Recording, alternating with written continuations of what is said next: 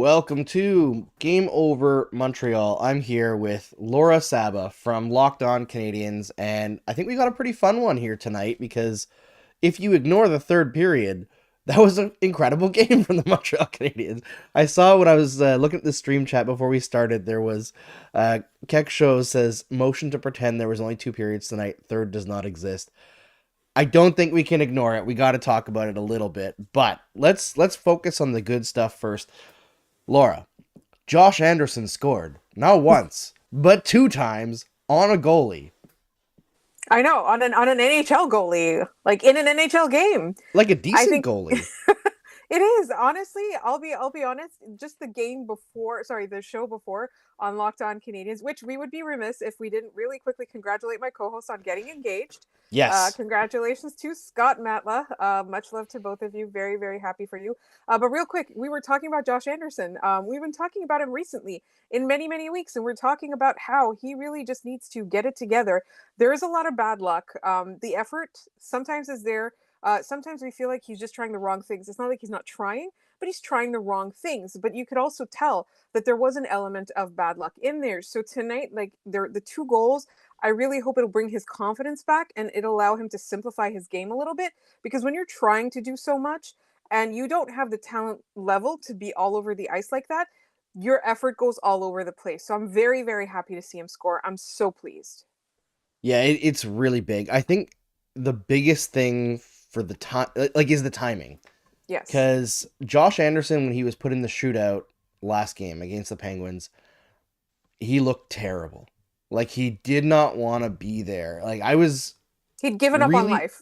yeah, like I was kind of shocked because the fans kind of gave him a good ovation. Like, here's your chance, figure it out. And like, I didn't really talk about it as much on the show, but like the difference between him being ice cold and Cole Caulfield being ice cold, like when it comes down to the big moment, like there was no hesitation for Cole, right? Like he was gonna put that in roof, and Anderson just didn't have that. He's like, why am I here? Why do I have to do this? It's just Mm-hmm. embarrassing. So for him to right away come out and have a two-goal game after that game, I think does it's just massive for his confidence and straight up mental health. Right. And that was the Because thing too. You could see it in his body language, right? In big both time. games, you could see the huge difference. And like you said, like he looked like he didn't want to be there.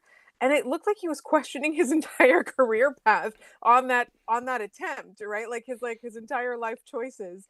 But this is huge. And sorry, I did cut you off. You were about to make a point. No, no, no. That like my point was just done. I just forgot to do the Canadian thing where I go up and then go down at the end. the Have you ever seen that Mike Myers interview where he describes that and like how he did like Wayne's voice on Wayne's World? No, Ever since I first saw it, I was like, "Oh my god, we all do that." We're and like you we're can't making unsee multiple it. points and you're like, "And then I went over here, and then I went over there, and then I went home." And it's like that's how Canadians talk all the time. It's like when it's your turn to talk, they go down. It's so weird that he nailed it. And like we're not all as exaggerated as Wayne's World, but I feel like we all do that. We definitely do that. Absolutely. It honestly, tonight's game was another one of those where they went up and they went up and then they went down. It was a Canadian game. It was very Canadian. Yeah, I was surprised at how they played in the third. Not just because, eventually the Islanders were going to try to throw everything in the kitchen sink at them, but I was surprised at the amount of shelling that they tried to do because the Islanders showed themselves to be a team in the first 40 that if you put a little bit of pressure on them, they're going to make tons of mistakes. Like they were Yes. clearly tired and not a great team at the best of times, I would say. They're not what they were when they went to the Eastern Conference Finals 2 years in a row. So I'm surprised they didn't put more pressure on them. I guess they just thought the four goal lead was safe, and lo and behold, they were right. Just still had to Just make gave us us all a nervous. scare. Yeah, Yeah, they had to give exactly. us a scare. And that was the thing too, is if you look at all the underlying numbers, honestly, like I looked at that and I was like, it's worse than we thought. The third period, like the lopsidedness, not the third period, the lopsidedness was worse than we thought. Like the Canadians were so dominant in that first period. They were Yep. so unbelievably unstoppable in that first period. And then they looked like a totally different team in the third period. So I guess like that's also like we're probably gonna get into coaching and things like that. Yeah, I mean, I don't know how much to read into that third period because when you got a 4 goal lead, it's hard to tell guys like, yeah, keep pushing, keep doing what you were doing before, but there was some young person mistakes in that one, and like the chances they were giving up were pretty damn bad. Like They were it, juicy. they were very juicy and very much like self-inflicted, right? And I know a lot of people are getting on Justin Barron, who I thought was really, really strong through the first 40 minutes and was one of many to struggle in the third period. But the big thing for me for Justin Barron is, yeah, he was at fault for a couple of big mistakes, but the second goal the Islanders scored, the play-by-play guys on Hockey Night in Canada were blaming him for it. Like Christian Dvorak chipped the puck at him at shoulder height. Like, and they're like, he's a little soft on that play. Like, Well, like, how are you okay, supposed to react to that? You know you what I mean? can't How are you really supposed to react control that. to that pass?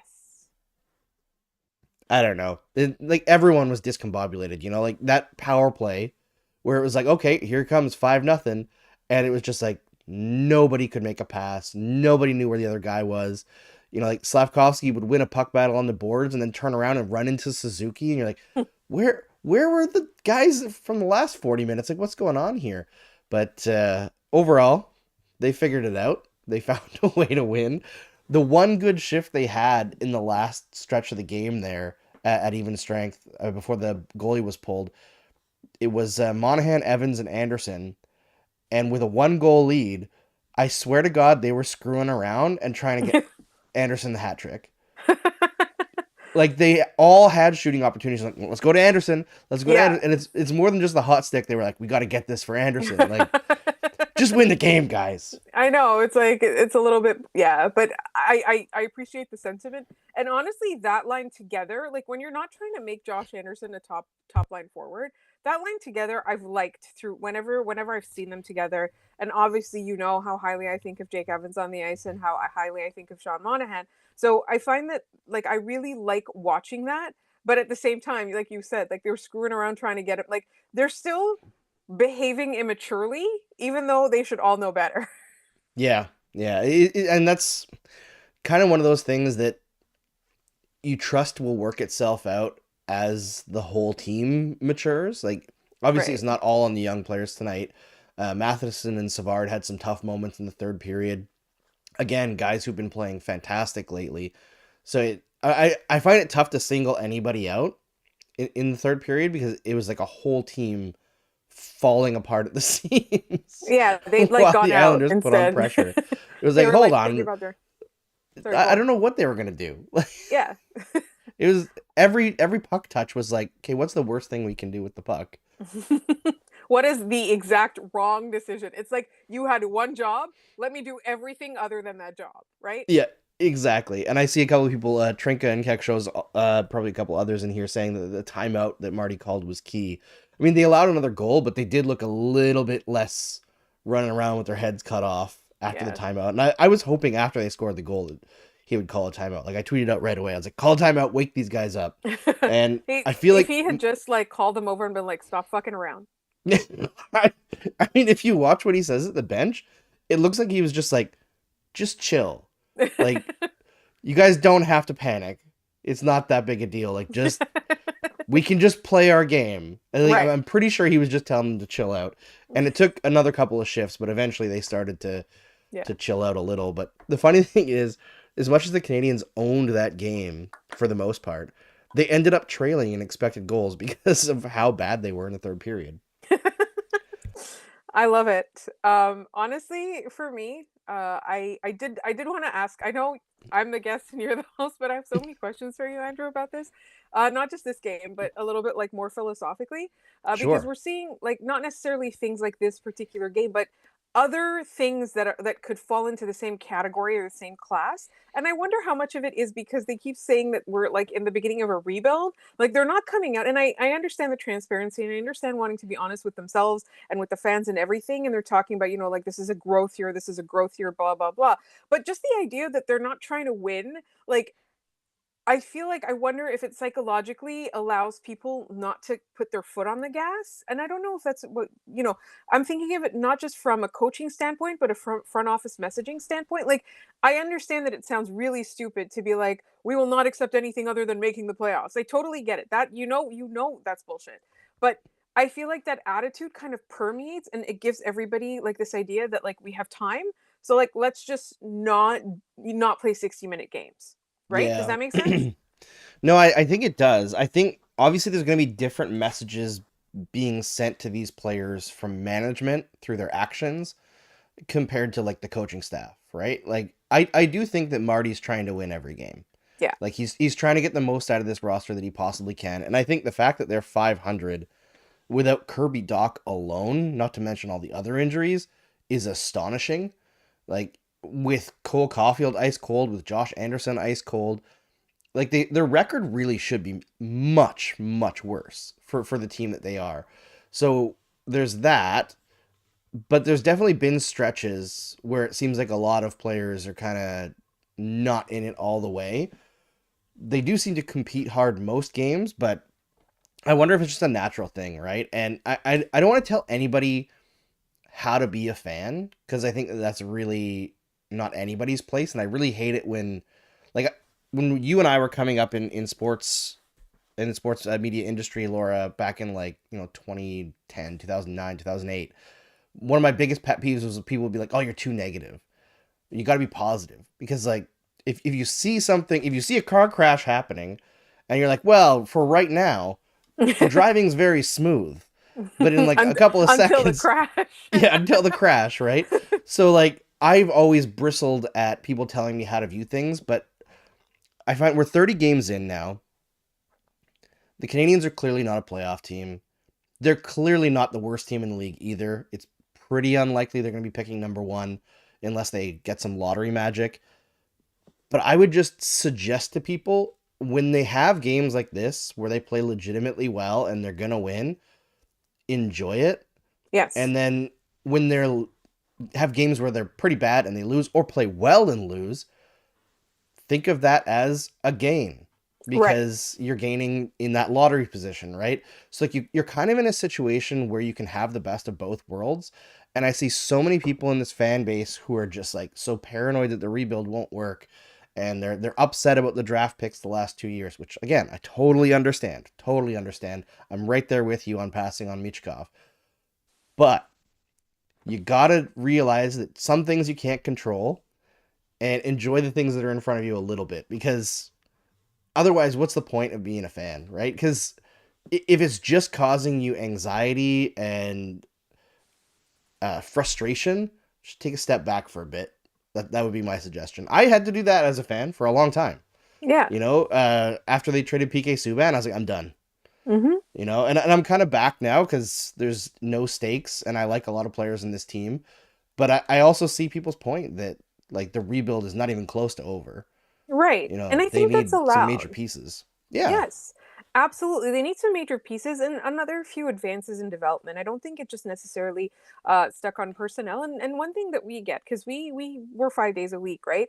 There there are so many games where like if the Canadians lose, like there'll be a lot of pessimism in terms of like the rebuild, like we're just always going to be mediocre. We're just always Hmm. going to be mediocre. Like it's never going to be good. It's never going to be good. But my question is, how long have we given? Like a true rebuild takes actual amounts of time.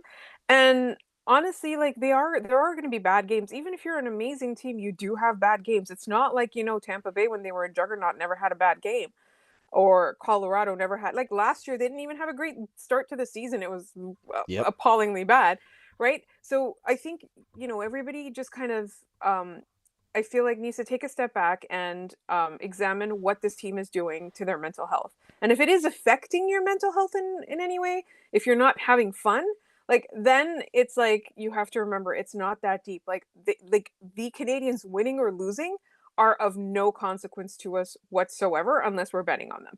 Yeah, it's one of the reasons why I really like those guys at Habs Fan TV or HFTV now, because like you see them out there after losses, and they've got people like chanting and making like ridiculous proclamations like Struble for Norris, which Yes. Maybe not that ridiculous. Maybe not But that it's ridiculous. fun. Oh, no, yeah, I It want to is, talk about him too. yeah, But it's it's just so much people fun. having fun, Yeah. and enjoying what sports gives us, which is what it's all about, right? It is about entertainment, it is about community.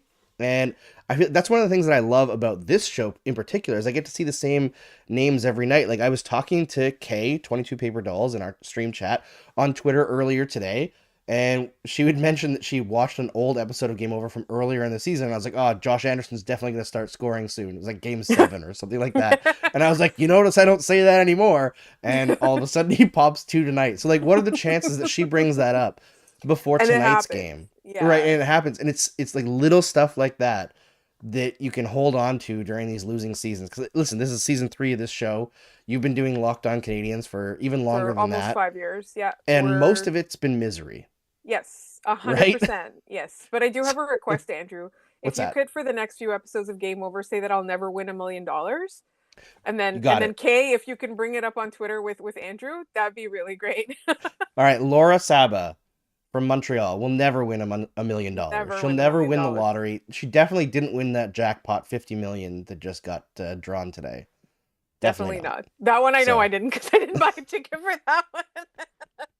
But I do have a celebration because I'm a Quebecoise. So for sure. Oh my gosh. I mean, I think should we talk a little bit about like the details of the game tonight? What we liked, what we didn't like, before um, we get into like individual performances? sure, let's talk about that. Yeah, one thing that I noticed tonight that I've been like pushing a hell of a lot lately is the Canadians started shooting. They would Yes. go enter the zone, couple of passes, throw the puck on net. Not always from the best positions, but because they were shooting threats, they forced the Islanders into mistakes and then got great scoring chances. Like after the first 40 minutes, the high danger chances were 15-3. Right.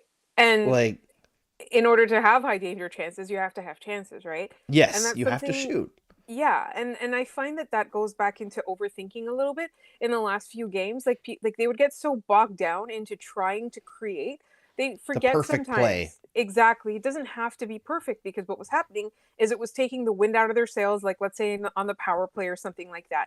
And so when you're just sometimes you just have to throw everything at the net and see what goes in, and that is also it's so good for your confidence at the same time because you just remember that at the end of the day you're there to try to get the puck in the net. You're not there to try to be cute.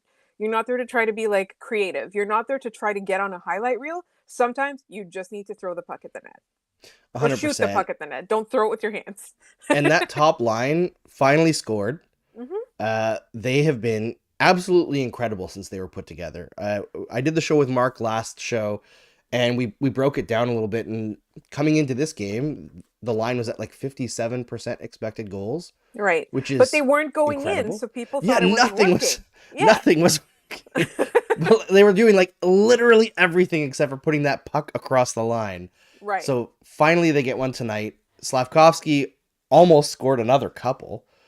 It would have been nice to see him at least get that empty netter at the end there, but Christian Dvorak thankfully iced it. But I'm really excited by that top line. They Yes. seem to complement each other very, very well. And Slavkovsky had another game tonight where he was a big man, where he was just throwing guys all over the place. It was And hilarious. And I think that's part of it is that one of the things that I noted with Slavkovsky last year, particularly when people were like, "Oh, is this it? Is this it? Is this it?" It seemed like he had just kind of his an there was an inability to translate the game between ice and opponent and opponent. Like there was a little bit of that. There was an element of whether or not you felt it was legitimate or not. There was an element of not playing him in those big moment minutes. There he did have a tendency not to keep his head up and things like that. Like there were little habits where they needed to translate, but his overall game, it felt like he didn't behave like it, but he really did feel like he was feeling the pressure of being that first overall pick, and Yes, the expectation was that he was going to be the guy on this team the way that he was on his national team at the Olympics, right? And that's not how it works on the Canadians. It's not how it works in the NHL. So it felt like he wasn't fitting in as seamlessly as we would have wanted to, and his teammates, like honestly, like it feels like they're rooting for him, they love him. It feels like they really want him to succeed. So like when he stepped back a little bit and got his own confidence back, I felt like I could see what the scouts were seeing in him prior to him getting Yes. drafted that made him go so high, right? Like all the little things in his game that they mentioned that this is a positive, this is a positive, he does this well, he does this well. And we weren't seeing that last year. We weren't seeing those things. We were seeing mistakes, and then to make up for it, we weren't seeing that on the other side. But now when he's playing with this confidence and he's being rewarded with that spot on the top line that we expect him to stay on, right? Unless Kirby Doc happens and comes back and then there's better chemistry there or whatever. Like, I feel like now I'm seeing the Slavkovsky that does the little things that the scouts promised me he would. Yeah, I'm totally with you on that because I remember talking to a bunch of the guys at Elite Prospects. I talked to Hattie from Locked On. I talked to a few other people, Tony Ferrari, Mm-hmm. We Sebastian love Tony High. Ferrari. Yeah, Sebastian High. I talked to Aaron Idovich, and the consensus was Slavkovsky probably won't be like a big time goal scorer, but he's going to be a possession driving beast. And then Mm-hmm. watching him last year, I was like, we sure That's about not that? And that's not what it's going. That's not what's going on. yeah, it's not what it looked like, right? And now this year, I'm like, oh, yes. Yep. All those There he little is. things, the There he back is. checks, the defensive awareness, the winning puck battles down low. Like, Keck Shows mentioned that our friend of the show, Ian Boisvert, tweeted that everyone on the Caulfield goal did what they were supposed to do. Mm-hmm. Slavkovsky won the puck battle. Nick made the pass. Cole scored. And it's like, it's a good trio of like Yeah. working I'm losing the word now, but working together, right? In Like tandem. in tandem, yeah, in Yeah. tandem, In something like tandem. that. Yeah. It's like a machine. Everything, all the Mm-hmm. gears fit together, right? It has the outline of a possible dominant line, right? Right. Now, hopefully, the Canadians can add some star power, and maybe that's the second line on a cup winner, right? Right. Right. But man, it's a good start, right? And I think that's the thing that I'm looking at throughout this season, right? Is yes, overall the Canadians are improved compared to last year, Mm-hmm. especially at even strength. But it's who's actually improving that I'm most interested in, right? You look at the evolution of Caden Gooley, and Justin Barron's been up and down, but still significantly better overall than last season. Cole Caulfield, not only is he putting up more scoring chances, I know he hasn't scored a ton compared to last year, putting up more scoring chances from better areas, more high danger chances, higher expected goals. His defensive play, miles better than last season, like not even comparable. Slavkovsky's improved in every area but finishing. Nick Suzuki has gone from a player who could only either produce offense or be elite defensively to now he's doing both. I think he's been the best defensive player on the team this season, probably the best player overall as well, and nobody's really talking about him. And like these are the things, the building blocks that are going in the right direction that make me think the rebuild is actually on track. They still need pieces, They need but pieces. the pieces that are there for the long term are good.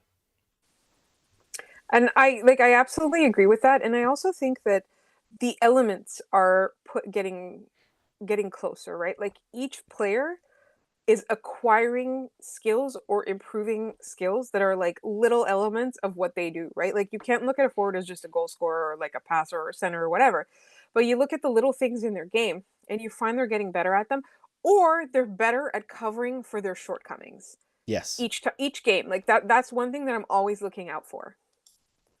Yeah, it is really, really encouraging. All right, let's talk a little bit about Jaden Struble. But before we do, got to remind everybody here to please like the stream and subscribe to SDPN. We're so close to 100,000 subscribers. It really helps if you can get us there because then we become like full-on YouTube partners. We have people that we can talk to at YouTube to help grow our channel organically and have some advantages in marketing and all that. So please subscribe if you're thinking about subscribing, and please like the stream. And if you really like what we're talking about, and if you really like Locked On Canadians, which you should also subscribe to wherever you get your podcasts, you should share the URL of the show. Tell your friends about it. You know Habs fans who don't tune into this post-game show, shame them for it. What are you going to do? Listen to like radio? Come on. You don't want to hear like Uncle Joe calling in raging about Carey Price who hasn't played in 2 years anyway. Like We don't need that in our lives. Let's get some real good post game comments and good post game analysis that you're interacting with live, where you can change the course of the show with an insightful comment or a funny comment. So let's have fun here. But Jaden Struble, speaking of having fun, my God, has this guy transitioned perfectly into the NHL. I'm not Mm-hmm. even sure what I can say about him anymore because all I have is praise. And I feel like every show I'm like, I can't believe how good he is. Like everything he does is really smart. And on top of that, he is handsome. I mean, I hadn't noticed that at all. Um, uh, He's too young. definitely. I'm not, yeah.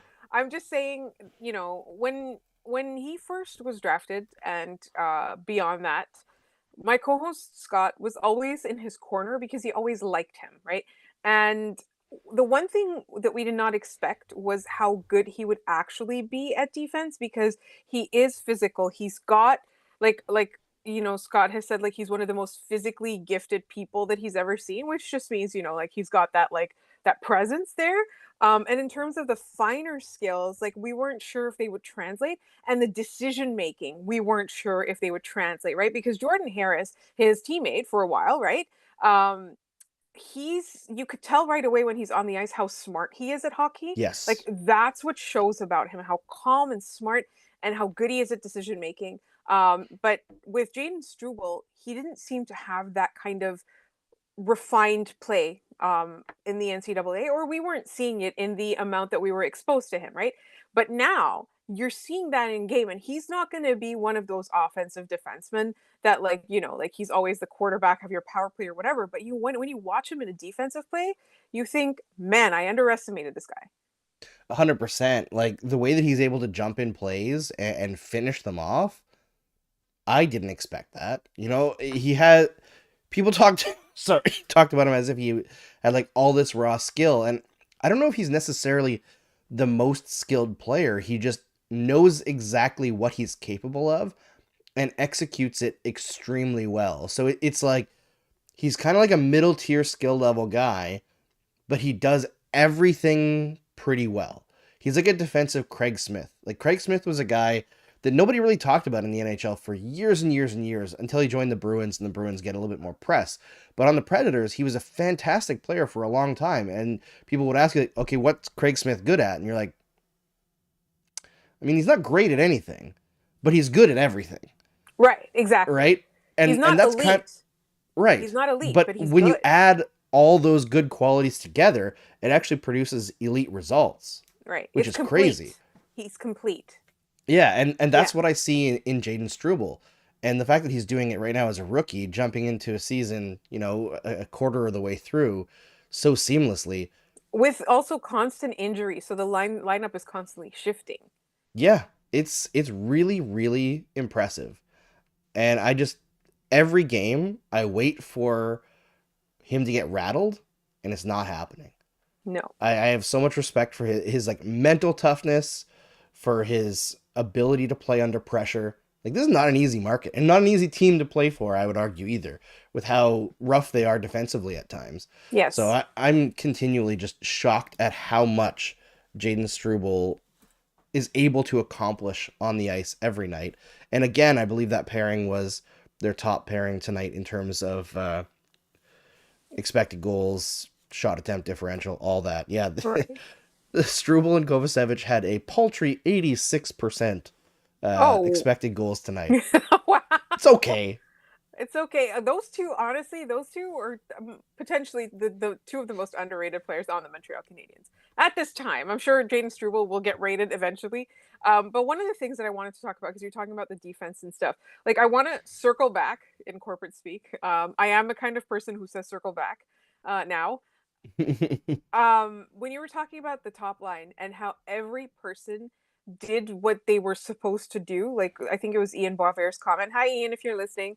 Um, I think that's the problem with the defense overall in general, and it has been for a couple of years, partly because, there's a lot of shift of the lineup, but I don't think it's clearly articulated to them, and I don't think that they have really a confidence of every person on the defense knowing where they're supposed to be and what to do, because often it feels like if one of those things clicked, the defense would be like the goalies would be shelled less, they'd be less hung out to dry, as we talk a lot about these three goalies.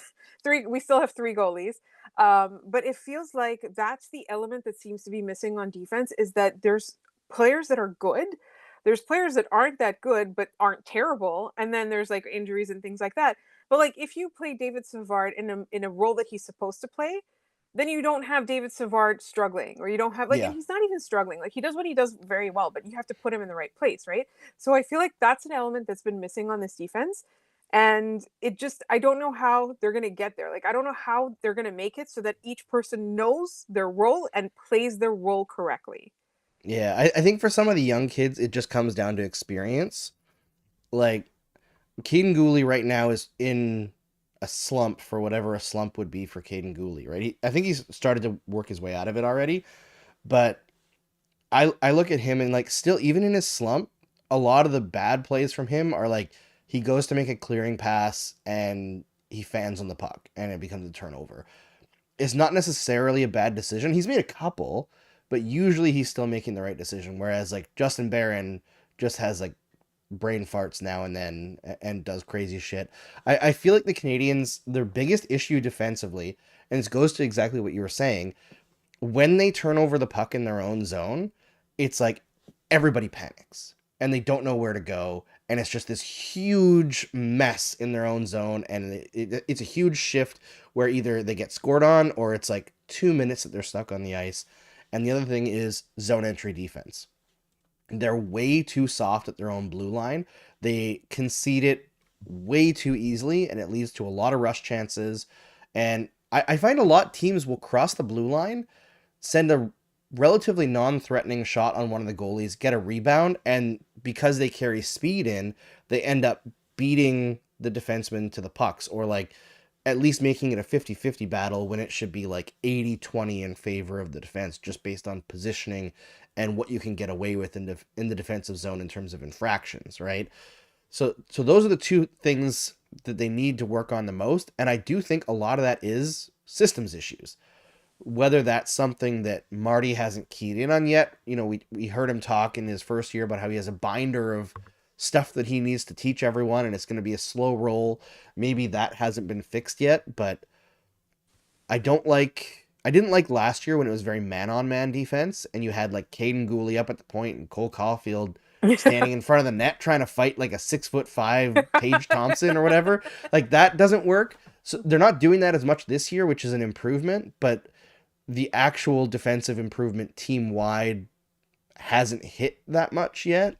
But like because there's so much room for improvement, I feel like it has to at some point.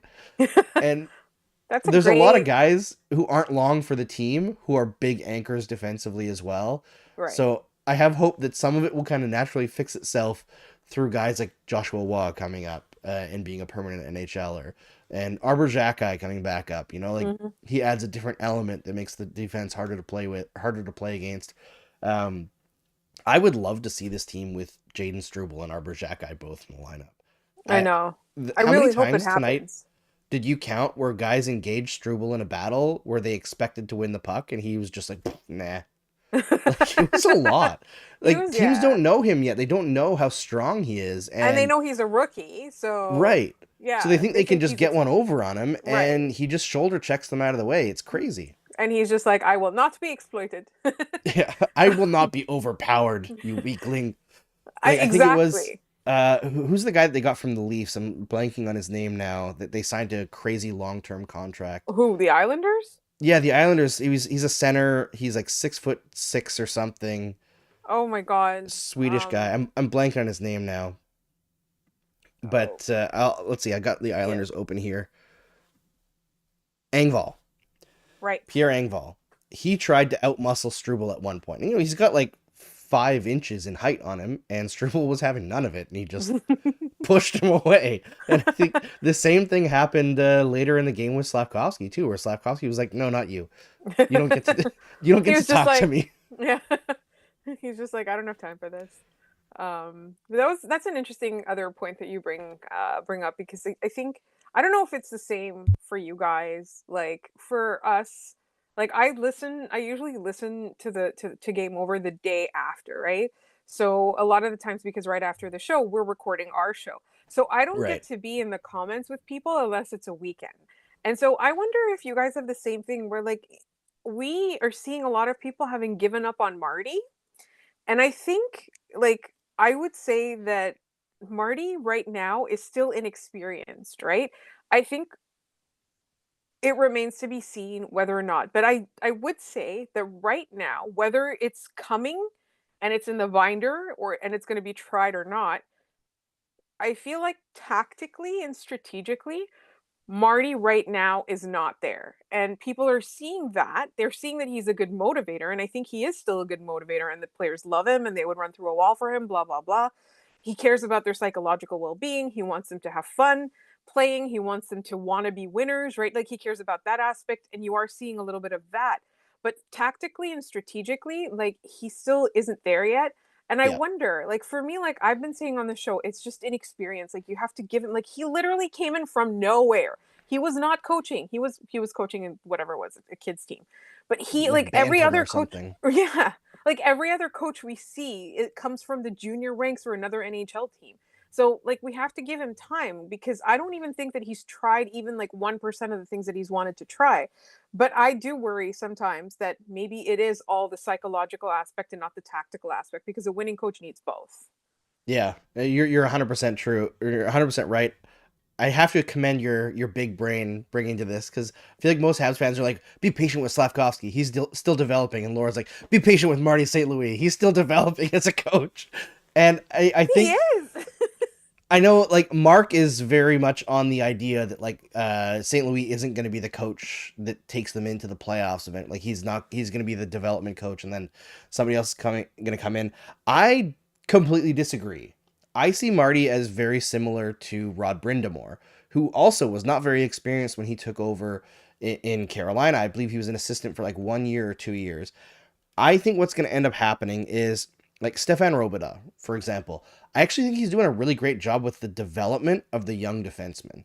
Like there's so many rookies on this team, and like yes, they're bad defensively. They should be significantly worse, and I don't think all the bad defensively is on the defensemen in particular. But is Stefan Robida a guy who's going to be on the coaching staff once the young D are developed? Maybe not. Right? Is Alex Burrows going to be the guy once they get into the playoffs? Is Probably Trevor not. Letowski going to be there? Right. So I think what it's going to end up being is Marty's going to have either upgrades that are hired and have more coaches because the Canadians have the budget for that, or there will be some coaches replaced who bring some of that tactical acumen to the table. Or they'll Right. have like advisors like what Ottawa just did with Jacques Martin, right? Where DJ Smith can't seem to get that team to play defense at all ever. So they brought in Jacques Martin to help him out. How And does he still have a job? I don't know, especially after a second straight absolutely disastrous start. I guess Michael And Andlor. a new owner? Yeah, I'm. You know what? For the third segment, Laura, should we drink some haterade? Because I was hating on the Bruins earlier, and I feel like it'd be fun to hate on the Leafs too. Let's just hate everybody. Just hate everybody else in the division. That's what we're gonna do in the third segment. But I think before we move on from like the individual performances, I just got to give it to Josh Anderson tonight because it would be so easy for him to come in and play a listless game, and he didn't. He really pushed hard. I thought his line struggled defensively as per usual, but he was all over the ice in the offensive zone trying to get on pucks, and you could see that he had that confidence back. I hope he goes on a little scoring streak here because he really needs it. I absolutely agree. And not just he needs it, the team needs it so that they can eventually trade that contract away. This is true. I Bernardo love says him. Marty seems more like a Ted Lasso style of coach. I think because I'm very for anybody who's on like TikTok or Instagram Reels or whatever, and you get what you're shown your for you page or your algorithm, whatever. A lot of what I see on mine is like parenting stuff, like child psychologist stuff like that. And every time Marty talks, I'm like, oh, he's just practicing gentle parenting. Like he's very much a parent more than a coach. Like Right. the way that he talks about his players is like number one, very protective. of his players. He doesn't like to call them out. And number two, his criticisms are always like very workable, right? It's not like, Right. oh, this guy did a bad thing. It was like, well, I'd like a better decision in that situation, and like these are the options, and I think they're gonna work through it. Like it's very gentle parenting, which Mm-hmm. is like the new style that's kind of being pushed to create better children, I guess, or like more well-adjusted children who don't have trauma from their parents. Just please don't let me be the topic of the therapy sessions when they're adult. That's all I want. That and for them to be happy. But I really do like the way that St. Louis approaches the game from like a management standpoint, like a Right. people management standpoint. I Right. think that's really important in today's game. Right, absolutely, and I do think that, that gentle parenting does carry over in management situations. Like, I am a people manager myself, and I have found that results often, you know, I do have a little bit more experience than Marty in terms of, Yeah. when I started. But creating toxic environments in a locker room or an office or a family, like all of them lead eventually, like they're all counterproductive. Like, not only are you going to psychologically harm people, but you're not going to get results either. And so, yes, you do need to demand the best from your players, but there's a way to get it without being harsh, without Yeah. being a bully. And, those old school coaches, old school managers, they're on their way out. Yeah. And like I think there's kind of it's a tough thing for people to fully understand because that whole like screaming approach to coaching is so ingrained across sports culture.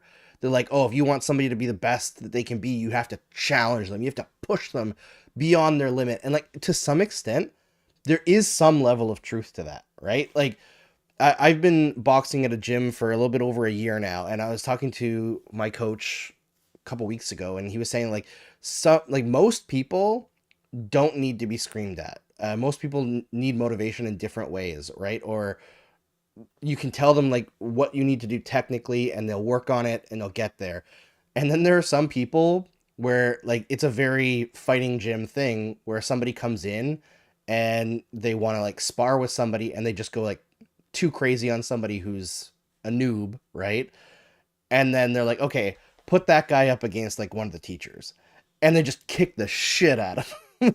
And like most of the time, those people don't ever come back, but when they do, they realize that they needed a wake up call. And like sometimes that does exist in sports culture where you do need to be humbled a little bit, but for the most part, what Marty is doing is what works. And I think the Canadians are kind of trying to stay away from the player that needs to be screamed at in the first place. And I think that might have some part of why they passed on Mitchkov. That's a very interesting observation. Like, I think a lot of their decisions in this last draft, like, we aren't even done criticizing them yet. You know what I mean? Like, we're still talking about, we're not going to be done for a little while. Like, these guys have to like make their careers and then fail for us to like be right. But Right? we're going to keep talking about it until that happens, and then when that happens, we're going to say, "I told you so." But I do think that, for better or for worse, the front office, like Hughes and Gorton, they really do care about the type of person they're bringing in. And Yeah. that guy who needs to be screamed at, maybe they want to avoid him, but they really do care about the type of person they're bringing in, and also the type of person they inherited, improving their Yes. chances, right? Improving their presence in on the team, in the community, whatever it is. They're challenging those players. Like, you were a problem maybe like before you made the NHL. We didn't choose you, we inherited you, but you're gonna have to play by the rules to stay. Absolutely. All right, should we drink some haterade? Who wants to hate? Me. Type hate in the comments if you want to hate. Yes. And tell us what you want us to hate on. Well, I'm going to start out with Toronto because I'm just like I'm done with the whole obsession with Slavkovsky in Toronto where like Mark will say like, "Ah, that wasn't a bad play from Slavkovsky." And people like 15 people will quote tweet him being like, "Look at this fucking idiot. Thinks he's going to be a Hall of Famer." And he's like, "No one said that. Literally no Lit- one said that. Literally no one said that." And meanwhile, you have like I don't think any Canadians fans habitually quote tweet like Tic Tac Tomar when he puts like Matthew Nye's winning a board battle. Like most Right. people don't react to his gifts that way, but for some reason, Leafs fans cannot, like when Scott does it, when Mark does it, when Matt Drake tweets gifts. It's like they It's like cannot help themselves. They must shit on anybody else having fun. And a few Leafs fans, because I brought this up on Twitter earlier in the week, they're like, yeah, well, Habs fans should expect that because Habs fans would do that to the Leafs too. And it's like, no, we just wait for no. you to lose in the playoffs, man. Yeah. Like that's what we do every year, Right. and it's funny I every will year. absolutely acknowledge that Mitch Marner, Austin Matthews, Louis Nylander, amazing talents, right? I will absolutely acknowledge that, but you also have to acknowledge that they do not have playoff success. Like that's the thing, and this is something that's really common because I did see a lot of Leafs fans snarking at you and Mark this week. I couldn't, I didn't have time to kind of read back the threads and figure out why and what's going on. Leafs fans, by and large, honestly, have been they used to be really nice to me. I used to be able to get along with them, and then at some point there was a shift, and I don't know when it was, The and they just 2021 started playoff series. it would have I don't know, but they en masse started bullying me, and so I have absolutely no sympathy for them at all because, it's like one bad apple spoils the bunch or whatever. You know Yeah. what? Keep those bullies in line, make them stop being ridiculous, and then I will stop painting you all with the same brush because I know I'm going to get them in my mentions too. But they are so obsessed with Canadians failing, like Caden Gooley not being as good as we think he is, Slavkovsky not being as good as he is, Cole Caulfield not being as good as we think he is. Like they're so obsessed with those guys and hoping they fail. And it's like, who cares? Who cares? Like, literally, who cares? There's not a person on this world that compared Nick Suzuki to Mitch Marner, but when he signed his contract, all of you started talking about how Nick Suzuki wasn't as good as Mitch Marner when none of us said that. Absolutely none of us said that. Nobody would put them in the same conversation as Austin Matthews. Like nobody would say, or Cole Caulfield, Cole Caulfield, Mitch Marner, Austin Matthews, Nick Suzuki, whatever. You like shift them around, like whoever it is. Like none of us put them in the same conversation, but you are. You're comparing them and saying that they're saying there's no comparison, and it's like none of us think that. Like we don't think that. We don't think we have a player as good as Austin Matthews on this team. We do not. And so you You'd think think that we that we're think that. not all screaming for an elite player. Like You know, that's it. And like, this has been the theme of the Montreal Canadiens for years and years and years. And it was the theme of the Toronto Maple Leafs as well. And then they got elite players and you couldn't be happy with them. You had to watch what we had and shit on it. that's the way it goes. But I think what made me want to bring up Toronto even more than that was I don't know if you watched their last game. I know they won huge tonight against Pittsburgh and, get Dubas's new team, blah, blah, blah, whatever. But they had a game against the Columbus Blue Jackets where they were down 5-0. Oh, yes. I And didn't watch the game, but I'm in a group chat where it was discussed. yes, so it brought me back to 2008, right? When the Canadians went down 5-0 against the Rangers. And that was the game where you could tell there was like something special in the water for a second, right? Where they caught lightning in a bottle and the rest of the Mhm. season they were just killers, And right? then Like they came first in the I think they won, yeah, I right? think It they was were the President's first Trophy? first in the East. First in the Uh East. and then they went out in round 2 because, Yes. shit falls apart for the Montreal Canadiens. This is the way it works. Yes. But they beat Boston in that first round.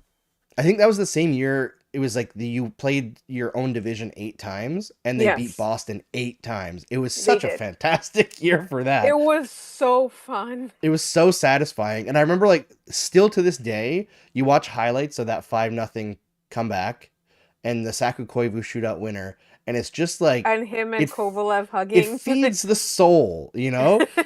And I was watching that game and I was like, oh man, the Leafs are going to have their own version of that against the team that beat them in the playoffs a couple years ago. So they get it, they tie it, and then they fucking lose. And I was like, there's nothing more Leafs than that. Nothing more Leafs than that. You almost had this game, like this game that would change the course of your season because it shows like you cannot be beat. And Columbus isn't a good team either, so it's even Yeah. worse. The Yeah. Rangers were a good team back then. So I love it. I absolutely love it. And I don't even hate the Leafs. I swear to God, I don't hate the I don't Leafs. hate the Leafs either. I hate their fans though. But it was so funny. I'm on the record, yes, Leafs fans, but honestly, like at this point, like you should go back in 2021 and see how many of you bullied me and how mercilessly and how awful it was. I have absolutely no sympathy for you and all of this stuff. I honestly do sometimes feel like it's karma. It's Yeah, karma. it is. All right. We also have to hate on the Boston Bruins. They honored, I don't know, some maybe one of their 70s teams or something tonight, but they brought out Mike Milbury. And I don't know if you saw, but he brought out a shoe. What? Yeah. How did I miss this? Yeah, he brought out a shoe when he walked out on the carpet there. And I was like, are you serious that this guy is going to go and be like, remember that time I beat up an innocent person in the stands with a With a fucking shoe. shoe? And it's But like, that's also, yeah. remember that time he was literally arrested for beating up a 12-year-old at his Yeah. son's hockey game? Yeah. Like, why, Didn't he why, get why? fired for some sort of abuse? He got Yes. fired for Yes. something. He got Yeah. fired from CBC because of the whole 12-year-old thing. Oh That's wow, happened at yeah. the same time. Why does hockey honor these pieces of shit? And also, every time I see this like heartwarming Bruins social media shit, like, oh, look at the hugging goalies, isn't it cute? Remember when you signed Mitchell Miller? Yeah. Like, Yeah. and nobody got fired. Yeah. Nobody. And there was an angry Bruins fan today in my mentions who was like, yeah, well, remember when the Habs drafted Mayu? Remember when they fired everyone involved in that? Yeah. like, That too. like, that's how you deal with stupid shit like that. Yeah, you Nobody lost fire their the job for Mitchell people. Miller. Yeah.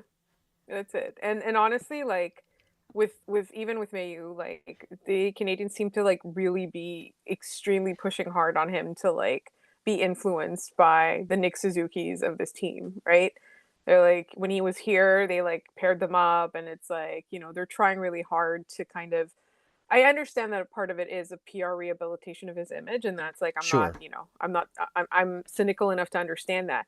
But they do seem to they're like, okay, this is a situation again, like we were talking about previously. This is a situation we inherited, and now we're gonna make the most of it, and we're gonna give this guy a chance to redeem himself and prove himself and blah blah blah, right? And to his part, like honestly, with Mayu, like I've been more than impressed with him in the AHL. I was not expecting that level of play from him, right? Yeah. And I think that like the Canadians are very, very smart in that like if you are going to make this team, you better not put a foot wrong. No, no, he's got zero rope, right? Yeah, exactly. And for anybody who wants to like credit the Bruins organization for like getting rid of Miller after that contract, that was the players. Yeah. Like, and I'm not hating on the players in the Boston locker room because I have to say, like, as much as I dislike Brad Marchand on the ice, that locker room is very clearly super tight and pretty well run. From Yeah. Bergeron, from Chara, what they instituted, like they have a code of conduct that's clearly much better than their management's code of Then their front conduct. office. Like Yeah. it's wild how different they are, and I think people forget like Mitch Miller made that money last Yeah. year. Yeah. Like they He just didn't gave play. him $800,000 for nothing Yes. To sign and then to go away. Like to a brutal racist abuser. right. Who Boston only Bruins. apologized when it cost him his spot on the Arizona roster. Yeah. Yeah. My God. Matthew Barrett says Game 7, 2008 is his favorite Tim Thomas game. That's a pretty great Tim Thomas game. Oh, I remember that. I was watching that on an exercise bike because I could not calm down. When you get dunked on by the Kostitsins over and over again, it's That not a was good day. that was a good game. It was a very, very good game. Obviously, a few people asked us to hate on Ottawa. I feel like we already did that, but if you got anything else in the chamber there, Laura, you're free to fire some Honestly, hate. I absolutely like my biggest thing is like how is DJ Smith still employed? Because it just seems to go from bad to worse. I keep looking at the standings and I'm like, oh, the Canadians are not on the bottom. Who is? Oh, it's Ottawa. It is. It's Ottawa.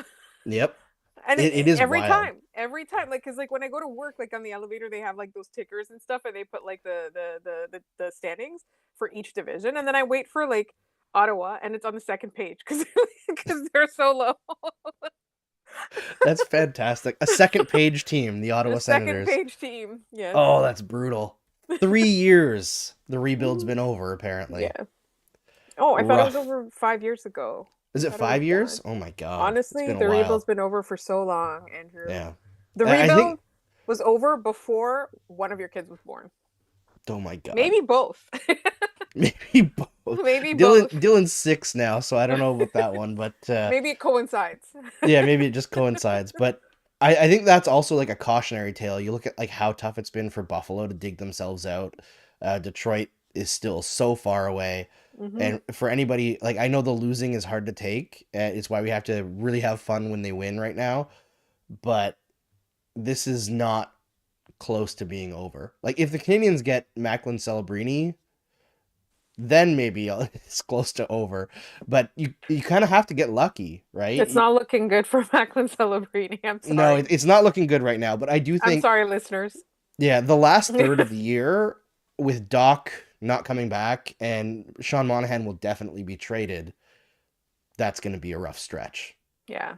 when it's. Aw, Sean Monahan. I love him so much, I Andrew. know, I do too. I just want him to win a Stanley Cup wherever he goes, unless Yes. it's Boston.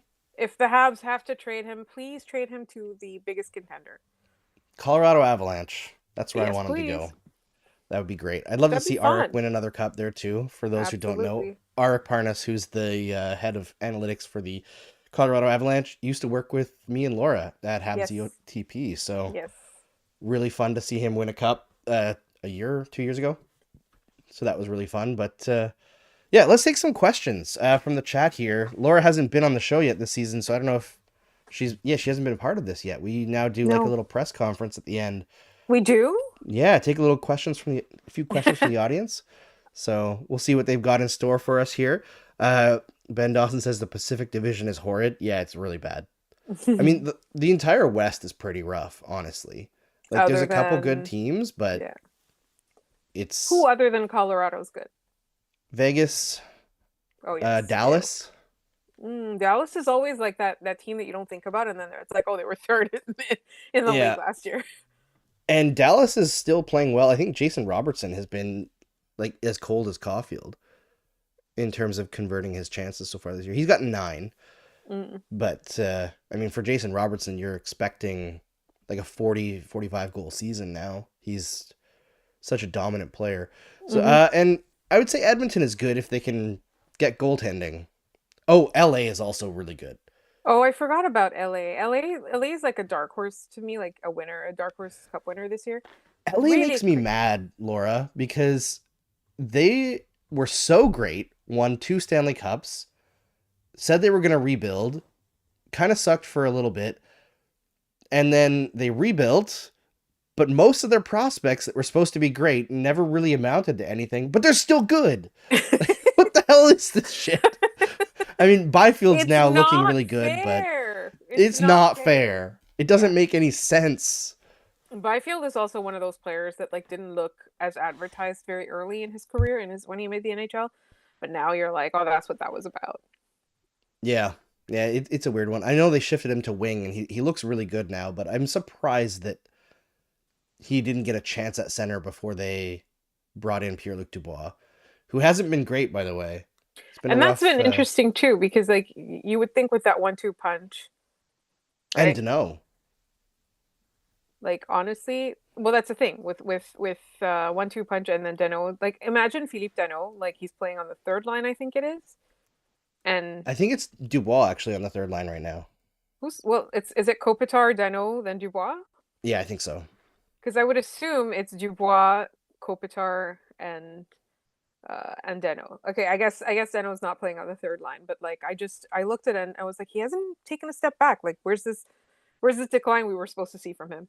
Yeah, it never really happened. He's still great, and I think having 2 other guys that can carry the bag at even strength really takes some stress off of Kopitar and has rejuvenated his career as well, Yes. which is just annoying. Like, come on, LA. This is It's and not Doughty's fair. looking good this year all of a sudden after being kind of crap for like 4 or 5 years. Like he was literally being held together by the grease in his hair. Like Yep. honestly, he looked like absolute shit for 3 or 4 years. And in an alternate universe, 2 of the Kings' top 2 centers are on the Canadiens. That's Yeah, weird. yeah, I know. So It's weird. All right, incredible. we got some questions here. Jean Simard asks, should the Habs try moving Gouli to the right to play with Matheson? That's a good pick. That's a great question. Yeah, I think I would try it, especially since it's not really working with Barron right now. Mm-hmm. You take some stress off of Barron. You're putting Gooley in heavier minutes. You're taking some stress off Savard as well. Yes. I You know, you think could put that's also key. yeah, you could put Savard with Barron and kind of insulate him a little bit and tell him he can take more risks. Right. That would be And I think interesting. that, like, I think the Savard effect on Barron would be greater than the moving to the right and playing with Matheson effect on Gooley, because I think Yeah. Gooley, no matter what, still has that, like, he still has that ability. Like, he's had a rough couple of games or a few games, but he's got that ability, right? And then Justin Barron isn't at that level of talent. He just simply isn't, right? But as you mentioned, like, I know you mentioned it a couple of episodes in a row, like lately he's been playing really well. Mm, And I think yeah. that, so I think that's an interesting, I would try it, but not put too much pressure on it. Yeah. Yeah, I get that. Uh, a great question from Bernardo Sunier says, if you redo the first overall pick in 2022, do you still pick Slavkovsky? Now, I will say I wouldn't have picked Slavkovsky on the day. Personally, I would have picked Shane Wright, but I'm closer to picking Slavkovsky now Then Shane than I Wright. than I was in 2022. Okay, here's my question though. What about Logan Cooley? Because I I would think have picked Logan him Cooley, first overall. yeah, I think he is the number one right now. But if you look at the actual breakdown, because Logan Cooley has a lot of points, right? He has Mm-hmm. 10 power play points.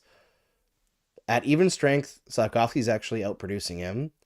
And if you look at play away from the puck, Slavkovsky is like quite good now, at least middle tier, and Cooley is terrible. So I don't know. Maybe I'd pick David Juracek. Like Mm-hmm. that draft in the top five is so up for grabs still. I It's think interchangeable. it really is. Like people were so eager to throw Logan Cooley as like the de facto easy pick number one. And I think he has the highest like puck skills of anybody in that draft. But I'm not writing off Shane Wright. He's having a good year in the American Hockey League at just 19. I'm not writing off Uri Slavkovsky because I've seen over the past 2 months a development curve that I was not expecting. Very steep. Very steep. And like eventually I expect that to plateau a little bit and then maybe another development later on when it comes to finishing. But even if he ends up being like Lars Eller level finisher, which is kind of what he looks like right now, is like young Lars Eller, where he gets the puck in good spots and you're just like, how did you roof it over the net from 2 feet from the goal line? Even if that happens, he's still very much right now a good NHL player in your middle six. So his floor has gone so much higher in such a short time that I feel like the ceiling has as well. Mm-hmm. And I'm much more intrigued by Slavkovsky than I was at the beginning of the year. Yeah, absolutely. At the beginning of the year, honestly, I was just nervous. I was like, oh, it's going to be Same. another year full of discourse because he's not going to hit the high expectations that Habs sense. You know, it's the Yeah. same old story, but I think he's doing really well right now, and I think we can be very happy with it. Yeah. Matthew Barrett asks, this is to do with LA. How long can Cam Talbot and Phoenix Copley be elite? That's another one. Like, how does that make sense? I know the It does Kings are a not. good defensive team, but Cam Talbot kind of fell off in Edmonton. Yes. But okay, to be fair, It was Edmonton. our good friend Jay Foster talks about how every goalie, no matter how good they are or bad they are, they go to Edmonton, they backstop that team with that defense, and then they come back completely broken. Yeah. I mean, Cam Talbot had one amazing year in Edmonton where he played like Right. 75 games or something, And then right? they And broke him. yeah, too many games, too many. Let's see what else we got for a question here. Oh, yeah, Kay was responding to our discussion earlier. Baron with Savard, yeah. Um, what else we got? Should they let Gooley back with Savard? Give him a tryout. Give a tryout to Struble with Matheson.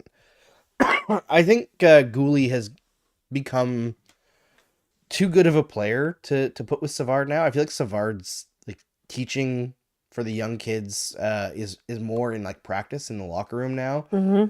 For guys like Gouli, I just feel like he's moved past that. I wouldn't go And I to think that. How that's about too you? much for Struble.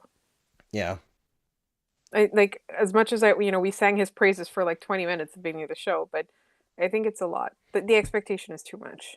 it is. It's really high expectations and really Yes. tough to live up to. Going from third pairing to first pairing has made a lot of players look like they're deer in the headlights, right? Let's see what else we got for a question here. Kay asks, do you think they should trade Sean Monahan as soon as they receive a good offer, or should they hold off until the trade deadline? That's a great question because Do I you feel want like, my brain to answer it or my heart? oh, I mean, that's the thing, right? Because the risk of injury is always going to be there, not just for Sean Monahan, but for this damn cursed team, Yes. who's once again second in the NHL in man games lost after being first the last 2 years. I know Marc Antoine Give them Godin time, they'll get there. talked about. Sorry, knocking on wood. No, hopefully not. I know, it's brutal, but Marc Antoine Godin added things up over the last 20 years from the man games lost account, and they were first in the NHL in man games lost 7 times in the last 20 years. Oh God. Like, That is quite incredible. Like how maybe the belt center ice is broken. I don't know.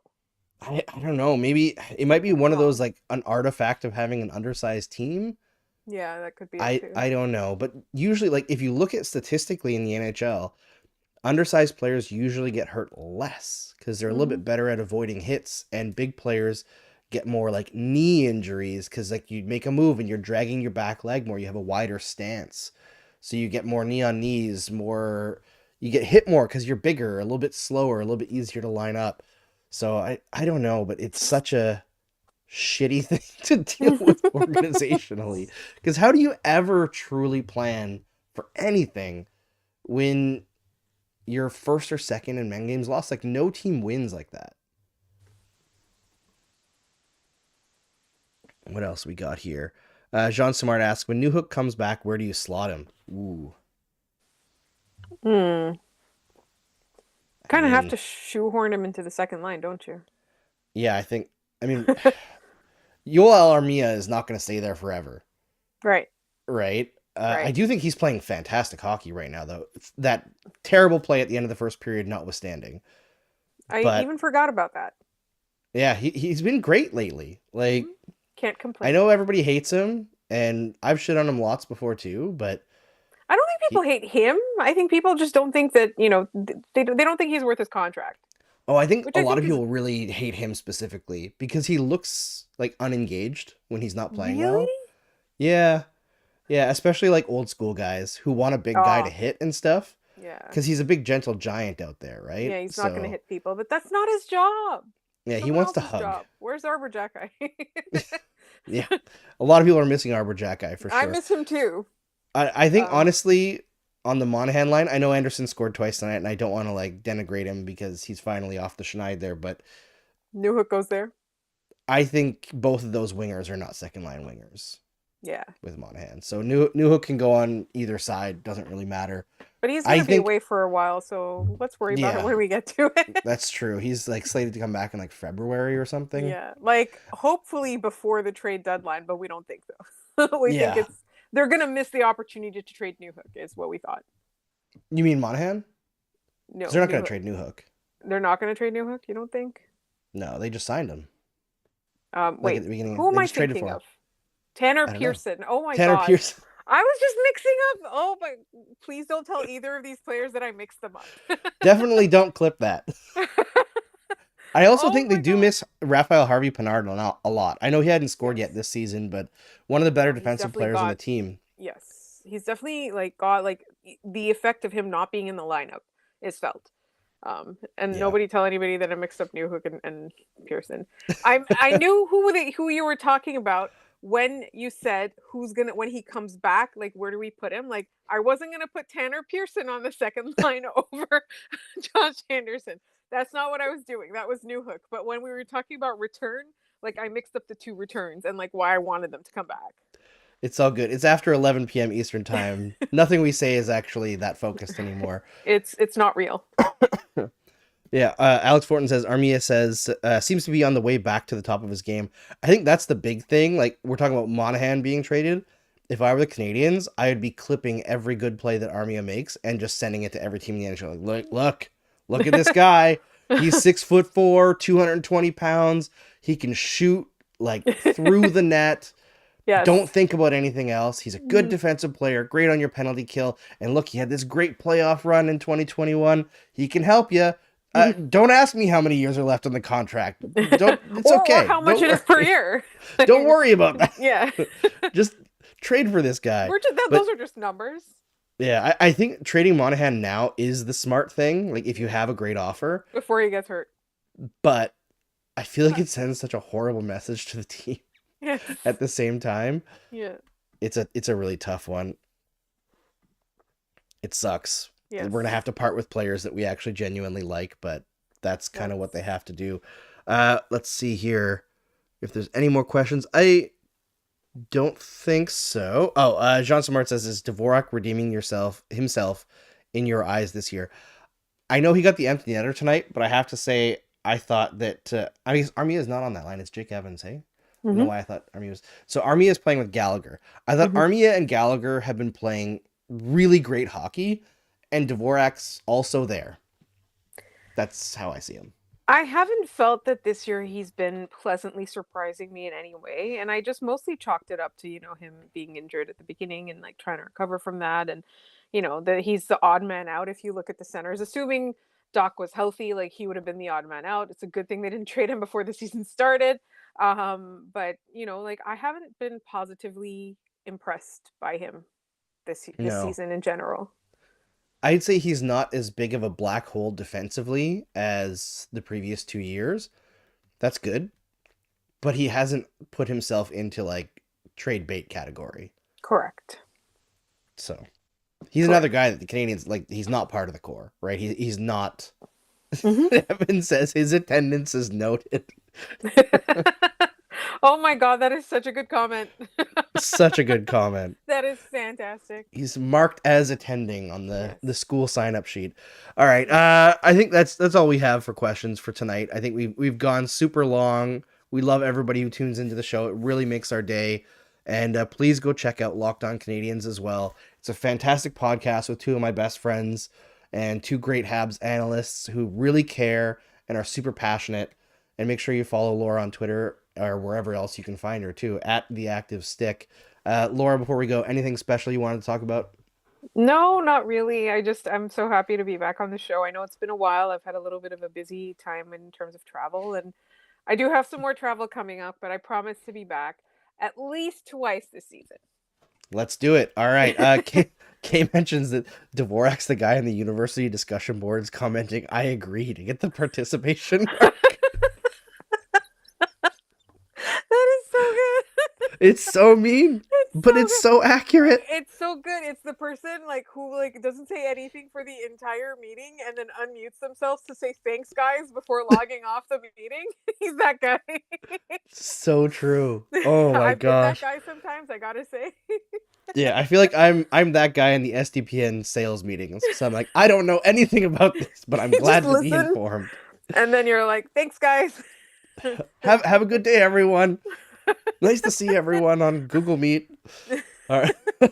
All right, everybody. Smash that like button. Subscribe to SDPN. Subscribe to Locked On Canadians on YouTube or wherever you get your podcasts. And hey, follow us everywhere you get your podcasts as well. Game Over NHL. You can enjoy our other Game Overs as well. And the next time I see you, I'll probably be able to give you guys a fun announcement. There's going to be something fun happening with Game Over coming up soon. So we'll talk about that next time on Game Over Montreal, which will actually be, I should mention this, on the Game Over Winnipeg show, because there's a crossover the next one. So if you find the show through searching on YouTube, make sure you're typing Game Over Winnipeg, and that will show up the right thing. And if you're looking at it through SDPN or through your subscriptions, well, you'll find it'll be Game Over Winnipeg and Montreal. It'll be super fun. We're on with Hadi Kalakesh and also Brady Chalice from Game Over Winnipeg. It's gonna be a good one. Baron versus Baron. Who will stand out? All right. We'll see you then.